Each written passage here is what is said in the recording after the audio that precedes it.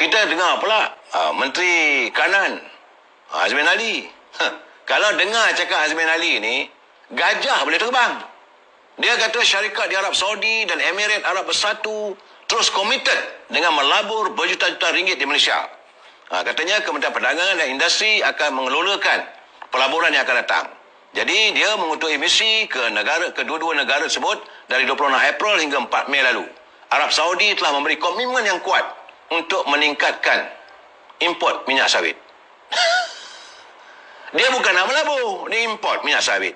Jadi MITI komited untuk menjadikan Arab Saudi sebagai pusat pengedaran produk minyak sawit. Bukan pelaburan datang untuk jual minyak sawit. Tak apalah, kata. Dan apa-apa berkaitan dengan makanan untuk wilayah Timur Tengah dan Afrika Utara. Selain daripada mendukung dasar di rantau ini bagi meningkatkan keselamatan makanan. Itu kata yang dilaporkan oleh bernama. Tapi sebenar-benarnya apa yang berlaku? UAE melabur 22.9 bilion di Indonesia. Nilainya 95 bilion ringgit. 22.9 bilion USD. Kemudian dia melabur lagi 10 bilion USD. 41.2 bilion pada bulan Mac yang lalu. Jadi ini telah diumumkan oleh Arab Saudi. Sedangkan Azmin Ali mengumumkan kerajaan Arab Saudi committed untuk beli minyak sawit merah, beli minyak kelapa sawit je lah. Sebab itu saya kata, kalau Azmin Ali bercakap ni, gajah pun boleh terbang. Aduh, sekarang ni, saya melihat bahawa apa yang berlaku hari ni, saya gerun. Kerana dari segi laporan-laporan yang kita terima, hutang kerajaan bukan sikit dah sekarang, saudara. Hutang kerajaan bukan ditanggung oleh kerajaan ini, tetapi oleh kerajaan masa depan. Dan akhirnya akan ditanggung oleh rakyat melalui pelbagai cukai-cukai baru. Jadi bila new government akan datang ni, untuk menyelesaikan masalah hutang ni, maka terpaksa dikenakan cukai dan sebagainya. Rakyat yang akan menderita. Dalam tempoh 3 bulan saja sejak tahun 2021, kerajaan telah membuat pinjaman baru sejumlah 54.5 bilion ringgit. Secara hutang ini perlu dilunaskan. Dan ini tidak diberitahu pinjam dari mana. Dari mana wang itu dipinjam, siapa yang memberi pinjaman, kerana kita akan bayar balik. Kerajaan hari ini tak tahu akan berkekalan ataupun kalah. Kalau dia tak ada jadi kerajaan, maka kerajaan barulah akan memikul bebannya. Sebab daripada bulan Januari, 7 Januari, dia pinjam 3.5 bilion. Sebanyak 19 bilion, saudara. Macam saya katakan 3-4 hari lepas. Biarlah saya nyatakan lagi supaya kita dapat faham.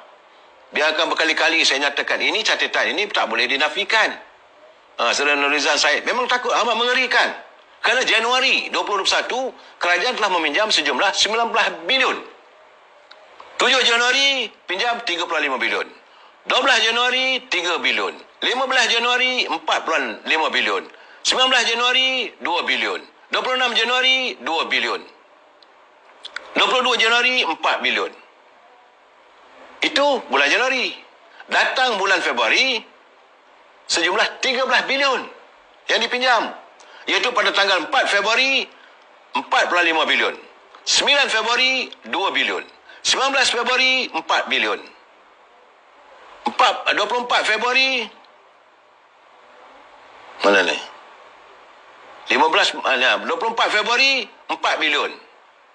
Dan 24 Februari, 3.5 bilion. Totalnya, berapa tadi? Sejumlah 13 bilion. Datang bulan Mac. Saudara. Pada bulan Mac, hutang dipinjam adalah 22.5 bilion. Bukan pinjam sikit-sikit dah sekarang ni. Main bilion. 5 Mac, pinjam 4 bilion. 10 Mac, 1.5 bilion. 15 Mac, 4 bilion. 17 Mac, 2.5 bilion. 22 Mac, 4.5 bilion. 25 Mac, 2 bilion. 30 Mac, 4 bilion. Dia tiap-tiap bulan berhutang. Jadi kerana hari ini Pembedaran Malaysia, Menteri Besar ataupun Ketua Menteri, dia boleh menambah perbelanjaan atau menggunakan kumpulan wang yang disatukan masing-masing tanpa mendapat kelulusan wakil rakyat di Parlimen. Dan rakyat akan kekal menjadi pengemis untuk menjadi pembayar hutang di masa akan datang. Hutang terus meningkat sehingga ke paras yang cukup membimbangkan. Malah segala hutang-hutang ini termasuk dalam inflasi, defisit dan juga tunggakan hutang menjadi beban negara. Kini Kerajaan Perikatan Nasional ternyata gagal berbelanja. Gagal kerana Kerajaan Perikatan Nasional telah berbelanja lebih dari pertukaran yang sedia ada. Malahan ia melebihi GDP 68%. Dan kita akan melihat keseluruhan kegagalan Partai Barat ini pada akhir tahun 2021. Hutang ini kenyataan Datuk Seri Najib pada saya, dia kata hutang dijangka akan meningkat sehingga 1.4 trilion. Ketika itulah kerajaan di bawah pentadbiran Tan Sri Muhyiddin akan mengambil langkah. Jalan lain tak ada, terpaksa meminjam daripada IMF. Ini yang paling kita takutkan. Ini yang disuarakan oleh Yang Berhormat Menteri Tengku Razili Hamzah. Berkali-kali dia mengingatkan, dia kata, Datuk, siarkan, nyatakan pada rakyat, jangan sampai kita meminta sedekah dengan IMF. IMF ni kalau mereka masuk, maka negara kita ini adalah seolah-olah seperti muflis. Bagaimana berlaku di Greece. Sampai sekarang lagi ekonomi terkial-kial. Rakyat tidak lagi dapat keselesaan. Ini keadaannya. Dan hutang-hutang lapuk tak mungkin mampu kita bayar. Kegiatan ekonomi tidak serancak dulu. Kalau IMF masuk, mereka akan meletakkan syarat. Kamu boleh belanja sekian banyak saja. Dan ini akan terkesan pada kaki tangan kerajaan. Ini juga akan terkesan kepada pembangunan negara. Kita akan memasuki fasa yang ke-12.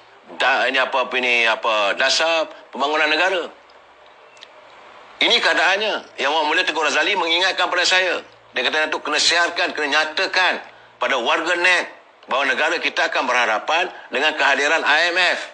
Suka tak suka, dah tak ada jalan lain. IMF lah, International Monetary Fund. Dalam keadaan beginilah, saudara, kita amat sedih lah. Sebuah negara yang begitu makmur, dengan penghasilannya, kita semua ada. Hasil bumi ada. Hasil pertanian ada. Tapi kita tak memanfaatkan. Negara kita makmur. Dengan minyaknya, dengan dulu biji timahnya, dengan getahnya, komoditi kita banyak. Dan rakyat kita bukan ramai. Rakyat kita tak ramai, 32 juta saja. Dengan pendapatan negara yang dihasilkan oleh Petronas sebenarnya cukup untuk menyara kehidupan warganya, sebagaimana apa berlaku di sebuah negara Eropah. Rakyatnya boleh dapat wang setiap bulan 1,500 masuk ke kantong.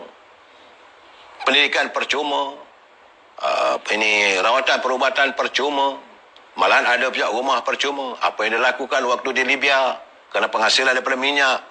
Apa yang kita lihat sekarang ni berlaku di Turki. Rakyatnya cukup bahagia. Tapi kenapa tidak berlaku di negara kita?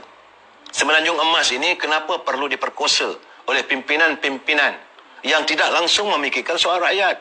Tapi bila kita bercakap, bila kita bertanya, dia akan mengatakan ini dilakukan demi rakyat, demi negara. Demi negara, demi rakyat macam mana? Kalau kantong masa depan pun kamu sudah korek. Lain tak ada pinjaman. Karo negara dipunggah saja.